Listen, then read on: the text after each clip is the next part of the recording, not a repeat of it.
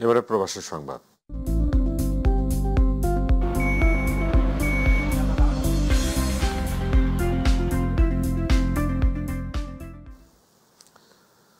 Saudi আরব দাম্মাম প্রাদেশিক বিএনপির অন্তর্গত কাতিফ জেলা সিহাত বিএনপির উদ্যোগে বাংলাদেশের সাবেক প্রধানমন্ত্রী বিএনপি চেয়ারপারসন বেগম খালেদা জিয়ার শারীরিক সুস্থতা রোগ মুক্তি কামনায় দোয়া মাহফিল ও কোরআন খতমের আয়োজন করা হয়েছে।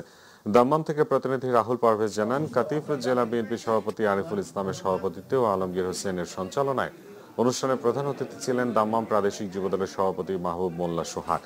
প্রধান বক্তা ছিলেন আমিনুল ইসলাম, বিশেষ অতিথি ছিলেন মাওলানা গোলাম সারোয়ার, ইকরামুল হক, রেজাউল করিম, রফিকুল ইসলাম, রবিউল ইসলাম ও দেলোয়ার হোসেন সহ আরো অনেকে। এর আগে বিএনপি চেয়ারপারসনের সাবেক প্রধানমন্ত্রী বেগম খালেদা জিয়ার রোগ মুক্তি কামনায় দোয়া করা হয়। পরে নৈশভোজের মাধ্যমে আনুষ্ঠানিক সমাপ্তি হয়। এ সময় কাতিফ জেলা বিএনপির নেতৃবৃন্দ ও অন্যান্য সহযোগী সংগঠনের নেতৃবৃন্দ সহ প্রবাসীরা উপস্থিত ছিলেন।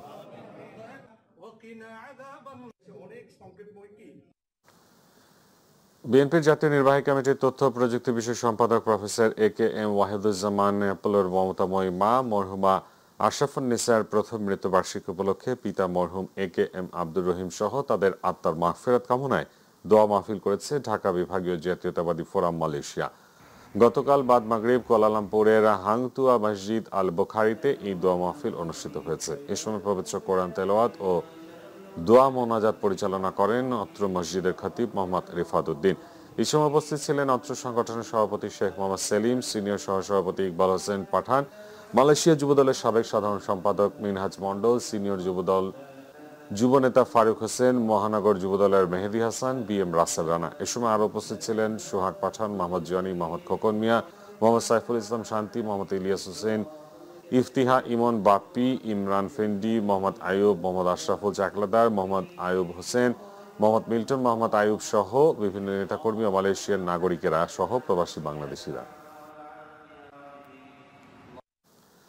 সৌদি আরবের জেদ্দায় মুষলধারে বৃষ্টি হয়েছে। আজ সকাল থেকে জেদ্দা সহ আশপাশের এলাকা সহ উত্তর পূর্বাঞ্চলীয় তাবুক প্রদেশেও টানা ভারী বর্ষণ এবং সড়কে ভূমিধসের ঘটনা ঘটেছে। প্রতিনিধি এম সাইফুল ইসলাম জানান, সৌদি আরবের জেদ্দা সহ অন্যান্য অঞ্চলে বৃষ্টিপাতের ফলে এখন পর্যন্ত কোনো হতাহতের খবর পাওয়া যায়নি।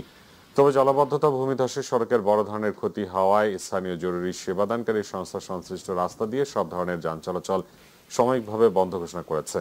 যানবাহন চলাচলের সমস্যার সৃষ্টি হলেও বিশেষজ্ঞদের প্রাথমিক ধারণা, অতিবৃষ্টির কারণে মাটি দুর্বল হয়ে পড়ায় এই ভূমিধস সৃষ্টি হয়। সৌদি জিওলজিক্যাল সার্ভের পক্ষ থেকে জানানো হয়েছে, পরিস্থিতি বর্তমানে স্থিতিশীল এবং নতুন করে ভূমিধসের আশঙ্কা নেই। ঘটনাস্থলে বিশেষায়িত উদ্ধারকারী দল পরিদর্শন করে প্রয়োজনীয় নিরাপত্তা ব্যবস্থা গ্রহণ করেছে।